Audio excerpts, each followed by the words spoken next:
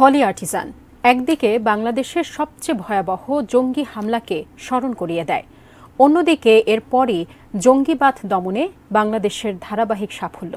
Holey Artisan হামলার আজ ৮ বছর। ভয়াবহ সেই ঘটনার আদ্যোপান্ত জানাচ্ছেন সাব্বির আহমেদ।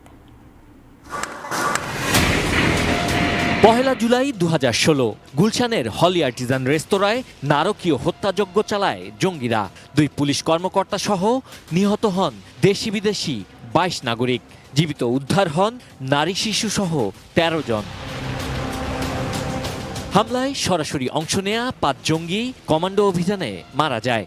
এরপর আইনশৃঙ্খলা বাহিনীর বিভিন্ন অভিযানে নিহত হয় আরও ৮ জঙ্গি।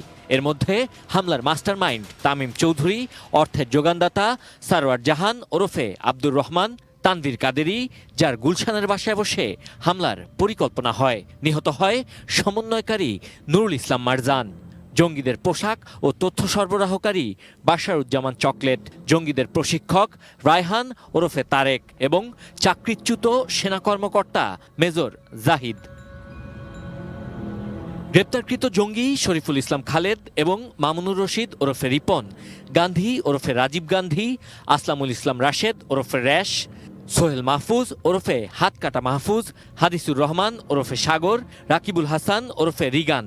তারা সবাই এ হামলার তথ্য, অস্ত্র আনা নেয়া, জঙ্গিদের সমন্বয় করা, প্রশিক্ষণ দেয়া সহ নানা কাজে জড়িত ছিলেন।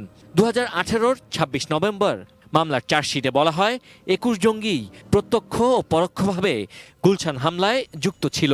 ২০১৯ সালের ২৭ নভেম্বর ৭ জঙ্গির ফাঁসির আদেশ দেন বিচারিক আদালত। রায়ের ডেথ রেফারেন্স শুনানি শেষে ৩০ অক্টোবর ২০২৩ তারিখে ৭ আসামির সাজা কমিয়ে আমৃত্যু কারাদণ্ডের রায় ঘোষণা করেন হাইকোর্ট। রায়ের পূর্ণাঙ্গ কপি হাতে পেলে সাজা বাড়ানোর আবেদন করা হবে। যে মৃত্যুদণ্ড বহাল থাকাটাই আমি মনে করি যে এটা যথার্থ ছিল ওদের জন্য, কারণ ওদের প্রতি অনুকম্পা দেখানো কোনো কারণই নাই। ওরা যে মানুষকে, কতগুলো মানুষ, নিরীহ মানুষ যারা বিদেশি মানুষ আমাদের দেশে সহায়তা করতে আসছিল, ওরা আমাদের ইনফ্রাস্ট্রাকচার ডেভেলপমেন্টের জন্য ওরা আসছিল, তাদেরকে বিনা কারণে সম্পূর্ণ নিরীহ কতগুলো মানুষকে, নিরপরাধ মানুষকে তারা হত্যা করেছে এই ধর্মের নামে এবং তাদের ওই উগ্রবাদিতার নামে। এই হামলা বাংলাদেশের জন্য একটি টার্নিং পয়েন্ট, কারণ এরপরই আইনশৃঙ্খলা বাহিনী বাংলাদেশে জঙ্গিদের সব নেটওয়ার্ক গুড়িয়ে দিয়ে ঘুরে দাঁড়িয়েছে।